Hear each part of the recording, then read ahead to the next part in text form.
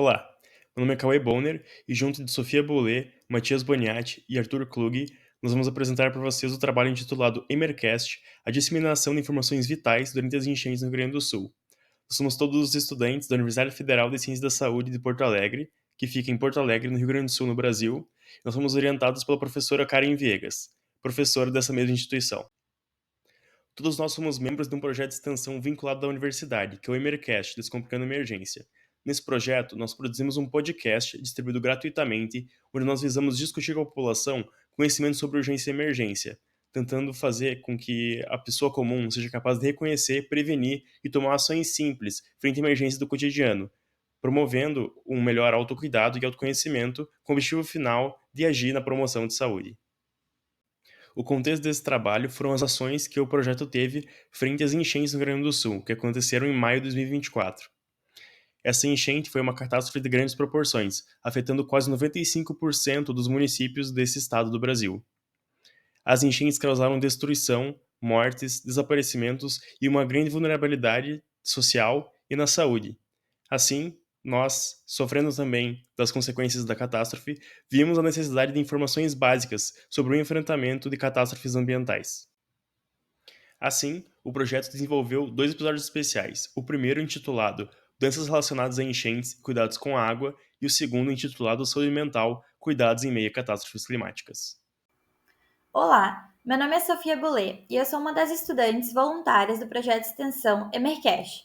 Os nossos objetivos com a gravação desses episódios incluem orientar a população acerca da prevenção, identificação e manejo de emergências em meio a catástrofes climáticas, contribuir para a formação acadêmica, pessoal e profissional dos discentes que estejam em concordância com as demandas da sociedade em que eles estão inseridos, e também incentivar a ciência, estimulando o pensamento crítico e a disseminação do conhecimento.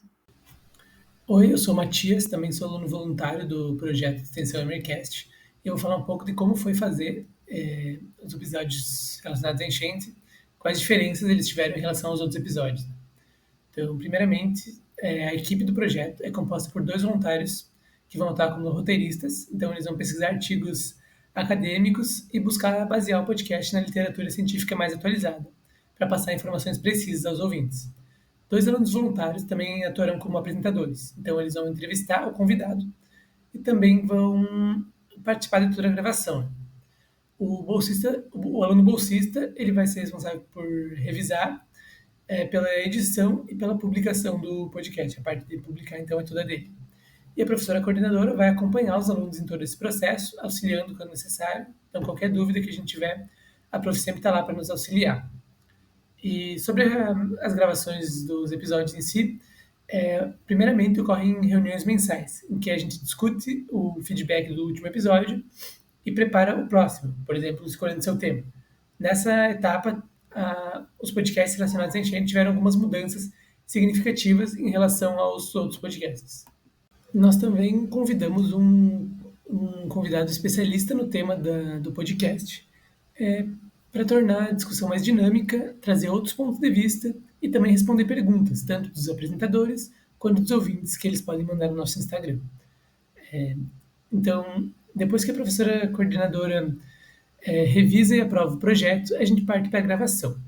A gravação, apesar de seguir o roteiro, ela é feita em forma de conversa, entrevistando o convidado, para tornar uma experiência bem agradável ao ouvinte, né? E a linguagem que a gente usa na gravação é uma linguagem clara e acessível para o público-alvo do podcast, que são jovens adultos, não necessariamente da área de saúde. Então, a gente evita usar muitos termos técnicos, por exemplo. Então, agora que deu para entender mais ou menos o processo de gravação do podcast, eu vou falar como aconteceu por causa das enchentes. Então, por causa dessa catástrofe, as aulas da faculdade foram canceladas e muitos extensionistas acabaram saindo da cidade, voltando para suas cidades natais, já que a cidade estava toda sem luz e sem água, né? E os que ficaram aqui, muitos extensionistas e professores estavam atuando na linha de frente da ajuda humanitária a essas vítimas da enchente, então não houve episódio no mês de maio. E aí na reunião para fazer o episódio do mês de junho, ela acabou sendo feita de forma remota, porque pelo mesmo motivo de que não acabou não tendo episódio antes, porque muitos extensionistas muitos extensionistas não estavam na cidade nesse tempo, e durante a reunião foi decidido publicar episódios relacionados à catástrofe, porque ela meio que ainda estava acontecendo naquele tempo, e a gente achou que poderia ajudar muito os nossos ouvintes, que muitos são daqui do Rio Grande do Sul, poderia ser de muita ajuda a essas pessoas. Então, uma vez decidido que os episódios seriam relacionados à catástrofe, a gente partiu para decidir quais as temáticas desses episódios, né? Porque a catástrofe é um tema muito amplo e dá para falar sobre muitas coisas, né? Então, o primeiro episódio, que foi o relacionado às doenças relacionadas à água da enchente, né? A gente escolheu porque esse tema estava muito em voga nas mídias tradicionais, também nas redes sociais, e acabava tendo muitas informações desencontradas, informações equivocadas. Então a gente achou que isso seria muito útil para nossos ouvintes ter as informações corretas sobre essas doenças que estavam crescendo por conta da água contaminada. E também, outro jeito que a gente escolheu para determinar o tema do episódio foi a experiência dos extensionistas e dos professores que atuaram na linha de frente durante a catástrofe. Então, essas pessoas perceberam que questões psicológicas não estavam sendo muito abordadas. Então, a gente achou essencial abordar isso no nosso podcast para que o público leigo tivesse mais informações sobre isso, que é uma questão tão importante, que estava sendo um tanto quanto negligenciada durante a enchente. A gravação, então, também teve que ser diferente por conta das enchentes. Ela é normalmente feita na universidade, então a gente reserva uma sala, os voluntários e o convidado vão lá e é feita a gravação assim presencialmente. Mas por conta das enchentes isso não foi possível, então a gente utilizou a plataforma de Google Meet. Então todos entraram numa reunião e fizeram a gravação por lá. A publicação e divulgação do podcast acabou sendo da mesma forma que todos os outros. Então, a publicação é feita nas plataformas Spotify, Amazon Music e Rádio Public, que são plataformas muito utilizadas no Brasil, então a gente considerou elas as melhores plataformas para a publicação do podcast. Já a divulgação é feita principalmente no Instagram oficial do projeto, por meio, do podcast, antes da gravação, por meio de uma caixinha de perguntas, como eu falei anteriormente, para os ouvintes mandarem dúvidas serão respondidas pelo convidado.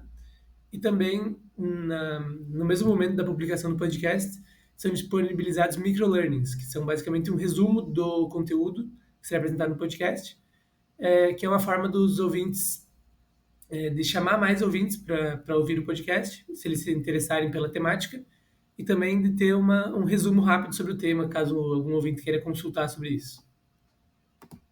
A avaliação é uma parte muito importante dos projetos de extensão, pois com ela a gente consegue concluir se nós estamos conseguindo chegar nos nossos objetivos, se o público-alvo está sendo atingido, entre outras coisas. A principal forma de avaliação do nosso podcast são essas três que estão citadas aqui. Primeiro, o formulário de avaliação na descrição dos episódios. Então, nesse formulário, a gente tem um termo de consentimento para poder usar os dados, e também a gente pega dados sociodemográficos, como idade, sexo, escolaridade, local de moradia, e também perguntas sobre a qualidade do podcast, como a qualidade do áudio, a qualidade do assunto abordado, a linguagem utilizada. E, por fim, uma pergunta sobre a temática do podcast para avaliar a retenção do conhecimento dos usuários. A gente também usa a plataforma Spotify for Podcasters. Nela, a gente também pega alguns dados como idade e sexo dos ouvintes e, principalmente, quantidade de visualizações dos episódios, quais foram mais ou menos visualizados, o tempo de retenção dos episódios. E, por fim, no Instagram, a gente recebe feedback tanto pela caixinha de perguntas, que a gente disponibiliza antes dos episódios, tanto no direct do Instagram, onde os ouvintes podem enviar dúvidas e a gente está sempre disposto a responder lá. Eu sou o Arthur e falando um pouco agora sobre o resultado dos nossos episódios, começando especificamente pelo episódio de número 31, acerca das doenças relacionadas com as enchentes e os cuidados com a água. O episódio ele possui 25 minutos de duração e ele contabiliza 34 reproduções, somando um tempo total de consumo de 5 horas. O público ele foi em sua maioria composto por homens, 61,8%, e quanto à faixa etária dos ouvintes, 32,4% possuem idade entre 23 e 27 anos e também 32,4% possuíam entre 27 e 34 anos, corroborando a existência de um público majoritariamente jovem adulto. O episódio de número 32, sobre saúde mental e os cuidados psiquiátricos em meio a catástrofes climáticas, contou com 60 reproduções e possui duração de 44 minutos, com um tempo total de escuta de 17 horas. O público desse episódio, ao contrário do último, foi feminino em sua maioria, sendo elas 52,6%, e 45,6% foi o de público masculino. 1,8% de pessoas também não especificou o gênero na pesquisa. Com relação à faixa etária, 26,3% possuem idade entre 36 e 44 anos e 24,6% possuem idade entre 23 e 27 anos. E embora os episódios estejam disponíveis nas plataformas de streaming Spotify, Amazon Music e Radio Public, a grande maioria, 96,9% dos ouvintes, acessou o podcast por meio do Spotify. Os formulários opcionais de satisfação de ambos os episódios, eles foram disponibilizados por meio do Google Forms e eles somaram 35 respostas.